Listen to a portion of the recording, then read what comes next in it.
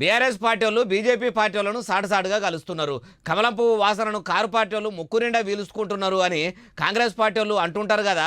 ఒకవేళ భారతీయ జనతా పార్టీ వాళ్ళతోని బంధుత్వం పెట్టుకొని సుట్టరికమే నడిపిస్తే మా చెల్లె కవిత జైల్లో ఎందుకు ఉంటుందని మాజీ మంత్రి కేటీఆర్ సార్ అనుకొచ్చిండు. అయ్యా కల్వకుంట్ల తారక రామారావు సారు అలియాస్ కేటీఆర్ గారు ఇక చెప్పుండ్రి.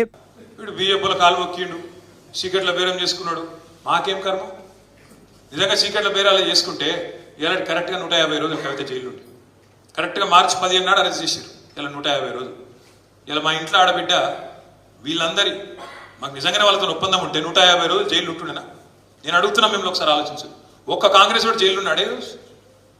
ఎవరికి మరి ఒప్పందం లోపాయి కాదు, మనకా వాళ్ళకా? ఇన్నరా కాంగ్రెస్ వాళ్ళు చెప్తున్నట్టు నిజంగానే సాటు సోపది చేస్తే లోపాయకార ఒప్పందమే ఉంటే 150 దినాల సంధి నా తోడబుట్టిన చెల్లె తీఆర్ జైల్లో ఎందుకు ఉంటుంది అంటున్నాడు.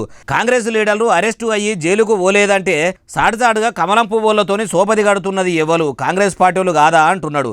పాపం పండితే ఎవరైనా ఊచలు లెక్క పెట్టవలసిందే. మరి నిజంగానే సి పార్టీ వాళ్ళు బీజేపీ వాళ్ళతోని చెట్టా పట్టాలు వేసుకొని ఎవరికి తెలియకుండా కలిస్తే మీ తాన ఆధారాలు ఉంటే చూపెట్టుండ్రి. మీరే దగ్గరుండి వాళ్ళను అరెస్టులు చేయించుర్రి. అట్లా చేయకుండా ఇట్లా పొద్దుపోవుడేంది? వాళ్ళు అట్లా అనుడు, మీరు ఇట్లా అనుడు, ఎవరిని నమ్మరాకుంటూ ఉన్నది.